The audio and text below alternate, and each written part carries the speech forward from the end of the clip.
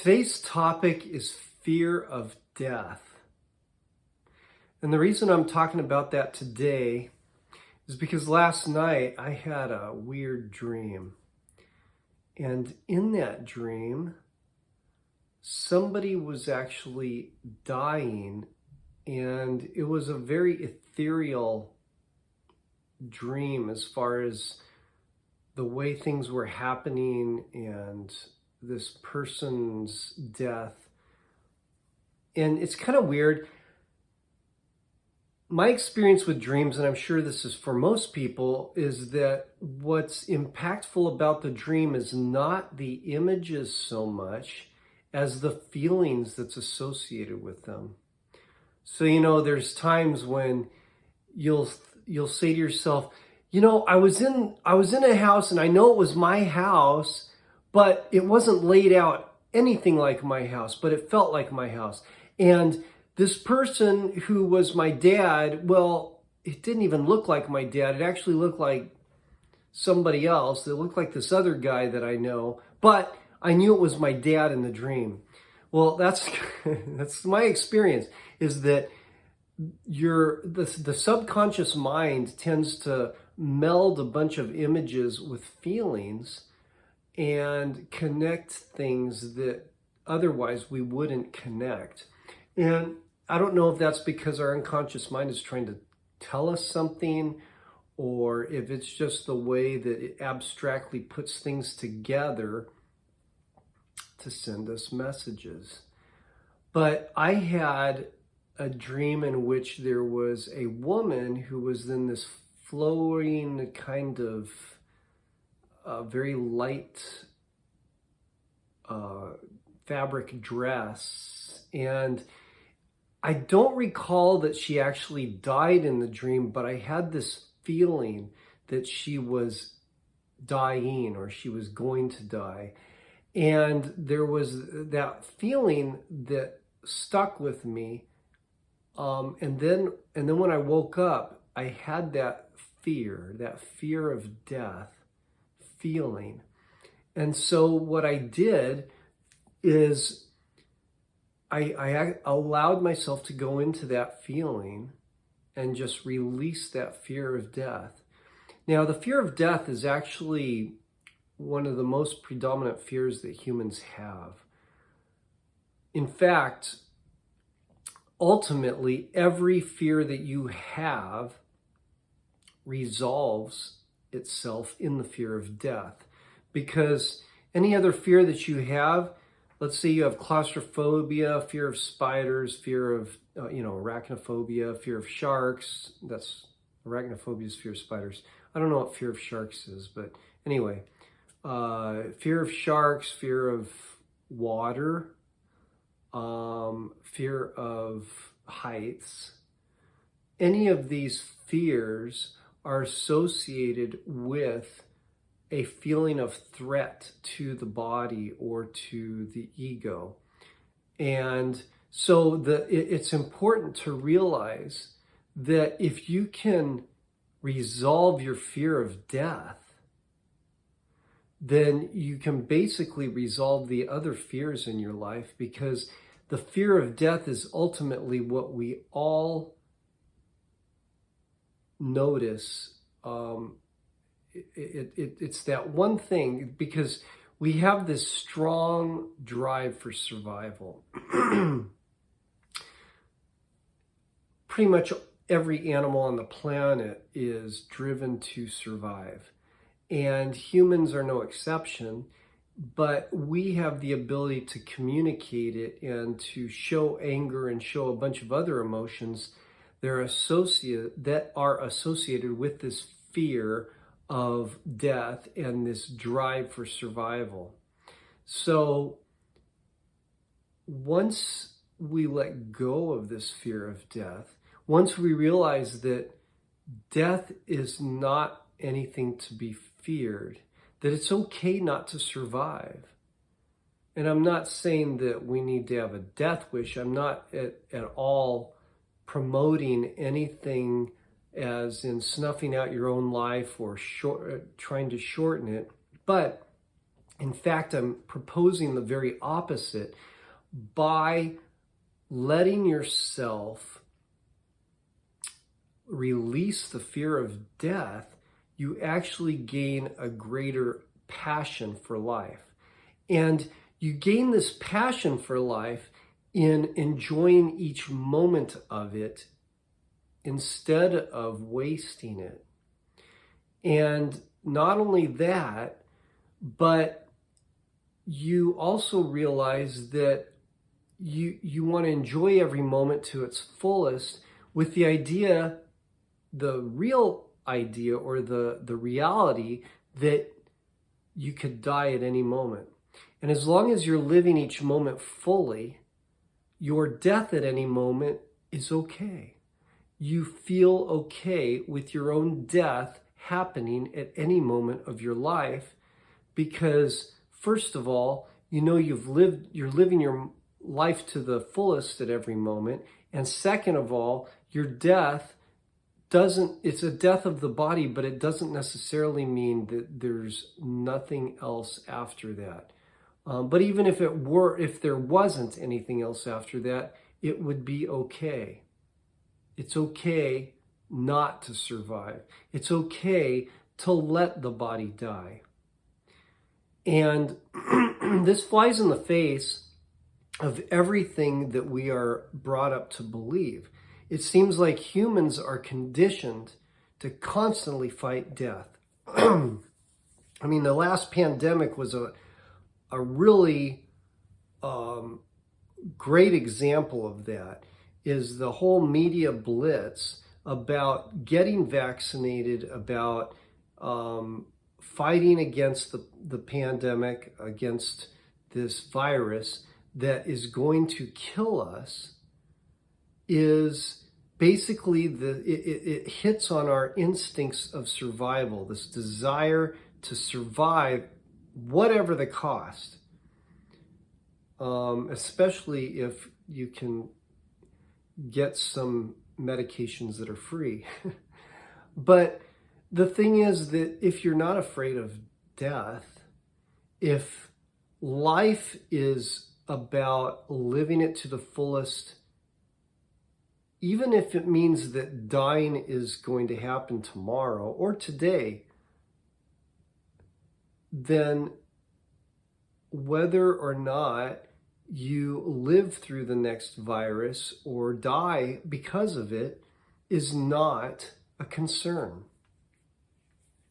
So, how do we get rid of this fear of death? Well, there's a couple of methods, and I've talked about these in the past. I think one that's very effective for people that are really trying to get used to the aspect of the physical sensations and connecting with their body is using what's called the emotional freedom technique, or EFT.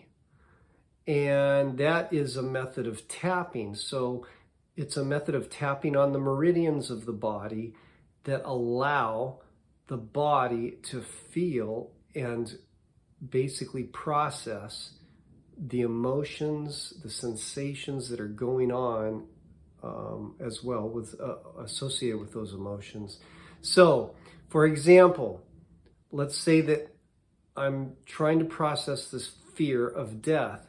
I would first start with my hand and showing the karate chop point here is what they call it. Hi-ya. And you say, even though I fear death, I deeply and completely love and accept myself. Even though I have this fear of death, I deeply and completely love and accept myself. Even though I fear death, I deeply and completely love and accept myself. And then you go through the meridians, the top of the head. I fear death. I fear death. I have this overwhelming fear of death. I just don't want to die. I'm afraid of it. I'm afraid of dying. this fear of death. I just want this fear of death to let me live. I just want to be over this fear of death. Then just relax. Take a deep breath. Measure your fear on a scale from 0 to 10 and see if it's decreased. For example, I should have said at the beginning that you measure your fear. You know, is it an 8 maybe? And then after you do that tapping session, that one round of tapping, then you would measure it, and maybe it's gone down from an 8 to a 7.5, or from an 8 to a 6. And then you just go through and do it again you don't have to do the karate chop point after that, because you're already processing on that one idea. And even if the emotions change, because you might change from the emotion of fear of death to something else. It might go into anger, sadness, or anxiety, or some other emotion that comes up that's not specifically the fear of death, but it's okay. That just means those are layers of the onion that need to get peeled back as you work through the fear. So then you would just go, I feel this fear of death. This fear, I feel it in my gut. I can feel this fear in my stomach, like a big pit in my stomach.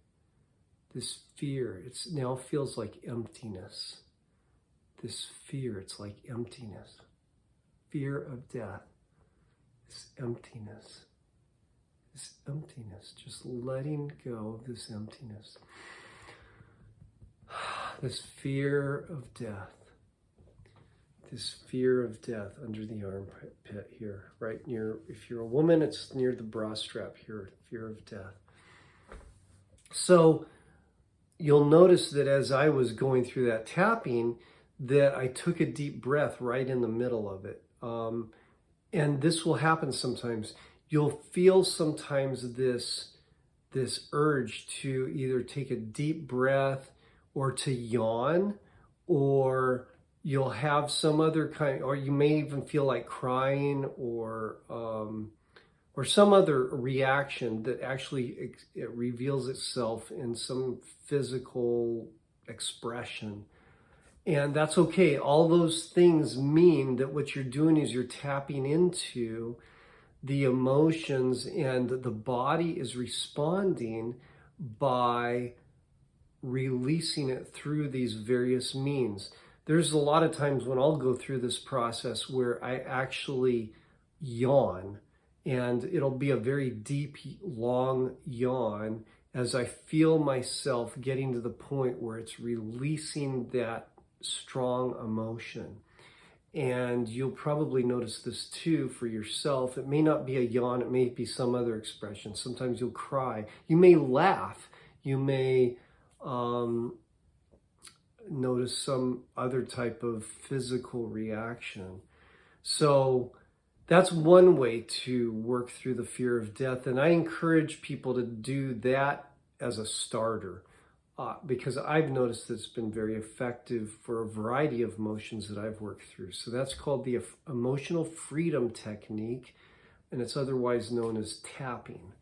So the other method is just asking yourself, and if you can let it go. And this method actually comes from a man named Lester Levinson, who used it to basically heal himself from a chronic illness that was about to take his life.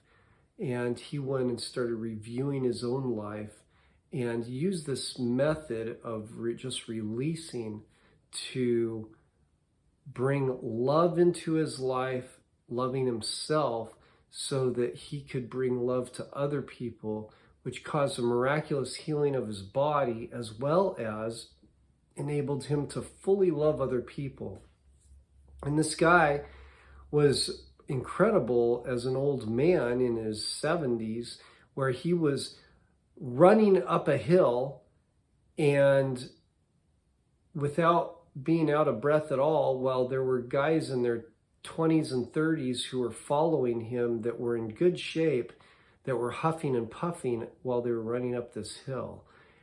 And it was because the emotions that are associated with all of the baggage that we have tend to pull us down and make us tired. And once he had released all of that, he had an abundance of energy and was able to do things that other people found a challenge, and it was easy for him. So his method is simply to ask yourself, could I let this feeling, this fear of death, go? Could I let go of this fear of death? Would I let go of this fear of death? When? And you keep repeating that over and over. And at first you may feel a resistance or reluctance to actually letting go of that fear. But as you practice it more and continue to say this over and over again, you will find that that tension lessens and that you actually feel okay with letting go of that fear. Because the big problem that most of us have is we tend to cling to the feelings that are difficult for us. It's no problem for us to laugh and then just go on with our lives, or to have a great time and then just continue on. But when we have tension, when we have fear, when we have anger or sadness or other what we would consider negative feelings, if we put labels on them, then we tend to avoid them, try to push them down, or distract ourselves from them in some way that actually causes us to continue to hang on to them. Because when you don't go into the feeling and you don't just let it be and just become accepting of the feeling, what you're actually doing unconsciously is holding on to it. So by asking yourself, could I let go of this feeling? Could I let go of this fear of death? Would I let it go? When? By asking yourself this and going through it over and over, you will feel the fear. It will manifest itself in some way in your body as far as some kind of sensation. And as you notice the sensation, allow yourself to feel the sensation in the body and just ask yourself if you can let it go. Let go of the fear, let go of the sensation, and just feel it dissipate.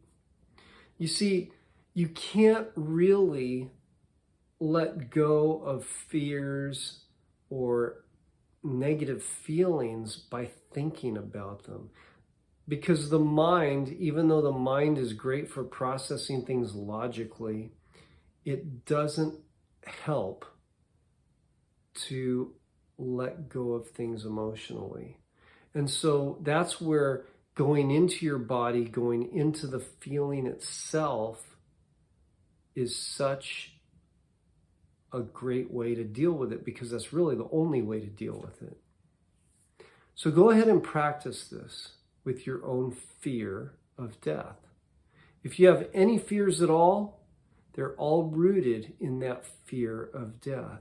Find it for yourself and ask yourself if you can let it go. And maybe even do tapping on it and see if that doesn't help bring some relief to you about the fear of death. That's all I have for today. Ciao.